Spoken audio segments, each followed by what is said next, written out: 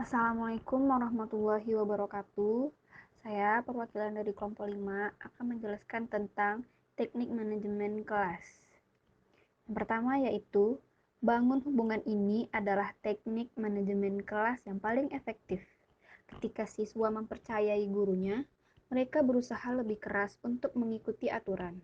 Ketika guru berusaha untuk mengenal setiap siswa secara lebih pribadi, mereka juga mendapatkan lebih banyak dari pengalaman mengajar mereka. Setiap kelas harus lebih terasa seperti sebuah keluarga. Jika Anda tidak tahu cara mengucapkan nama setiap anak dengan benar, menggunakan sarkasme secara teratur, dan membuat siswa merasa tidak enak karena mengajukan pertanyaan, Anda perlu mengubah perilaku tersebut terlebih dahulu. Selanjutnya yaitu lakukan panggilan telepon yang positif ke rumah. Teknik manajemen kelas penting lainnya adalah panggilan telepon ke rumah yang positif. Banyak guru jatuh ke dalam perangkat hanya menelpon ke rumah ketika ada masalah untuk dilaporkan. Meskipun panggilan ini perlu dan bermanfaat, panggilan untuk perayaan sama pentingnya. Jika tidak lebih penting, setiap orang tua ingin mendengar berita positif tentang anak mereka.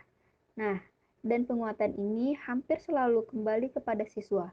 Cobalah untuk membuat satu panggilan positif ke rumah siswa yang berbeda setiap hari. Bahkan jika itu hanya untuk melaporkan komentar baik yang dibuat seorang anak di kelas. Ini berarti bagi orang tua dan siswa dan biasanya diterjemahkan menjadi perilaku kelas yang positif juga. Selanjutnya yaitu rayakan kerja keras. Nah, tunjukkan kepada siswa bahwa Anda menghargai pekerjaan yang mereka lakukan untuk belajar. Identifikasi tonggak dalam pekerjaan yang dicapai setiap orang setiap hari. Sekaligus seminggu, pilih satu tim atau siswa yang bekerja keras untuk berbagi cerita mereka. Biarkan kelas bertanya kepada mereka bagaimana mereka menyelesaikan pekerjaan itu. Sungguh pelajaran berharga yang dipelajari anak-anak ketika mereka mendengar teman-temannya berbicara tentang arti kerja keras bagi mereka. Nah, anak-anak yang mengetahui pekerjaan mereka akan dirayakan, bukan hanya nilai mereka, bahkan akan lebih memperhatikan dan tetap fokus.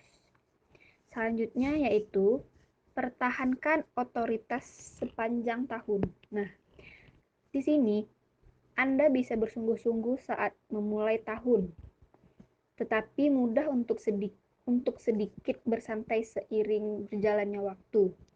Ketika Anda memberitahu anak-anak untuk berhenti berbicara dan kembali bekerja, tetapi Anda tidak menindaklanjutinya, Anda secara efektif memberitahu kepada mereka bahwa itu tidak terlalu penting. Hal ini dapat menyebabkan guru bersuara dan mengatakan hal-hal yang mereka sesali. Anda tidak harus kejam. Anda hanya harus bersungguh-sungguh.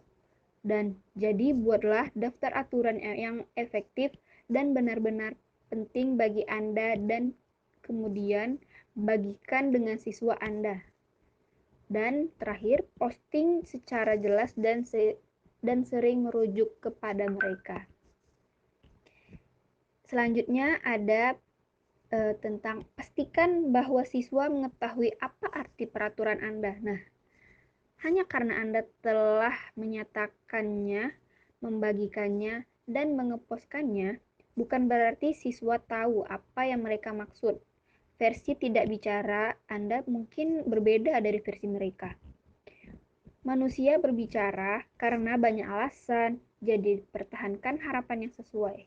Bahkan mungkin tidak masalah untuk bercanda sedikit selama seorang siswa tetap fokus pada tugas yang ada. Beberapa guru juga menemukan kesuksesan besar dengan memerankan cara-cara berbicara yang efektif. Yang selanjutnya yaitu mengakomodasi semua peserta didik. Pastikan setiap siswa Anda dapat mempelajari cara Anda mengajar. Bagikan ketakutan dan kekhawatiran Anda dengan tim edisi khusus. Begitu banyak tantangan manajemen kelas dapat dihindari dengan pertimbangan dan merencanakan kebutuhan di kelas Anda.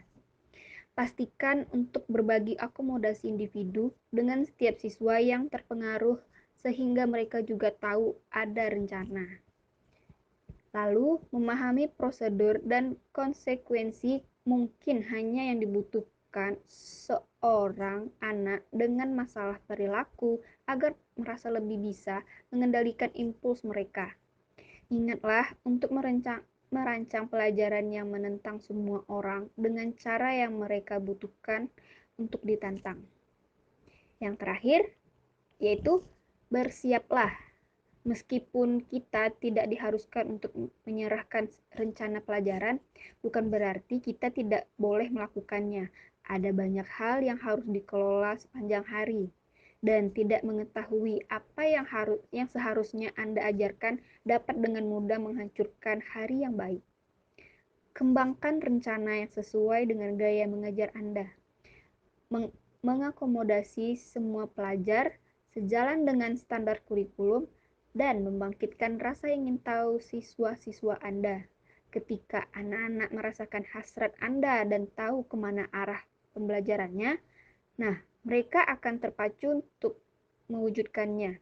Setiap tahun dapat menjadi tahun yang tidak pernah dilupakan oleh siswa kelas Anda. Nah, di sini ada perbedaan teknik manajemen kelas dengan video pembelajaran. Materi yang pertama yaitu materi searah dalam bentuk teori dan video itu sebagai bentuk implementasinya. Meskipun beberapa teorinya tidak bisa terlaksana karena terkendala oleh berbagai hal, di mana pembelajaran juga dilakukan secara online dan tidak adanya siswa. Yang kedua, jika dibandingkan dengan video pada minggu lalu, di video tersebut guru hanya menyampaikan materi pelajaran saja, tidak menunjukkan bagaimana cara guru mengelola kelas.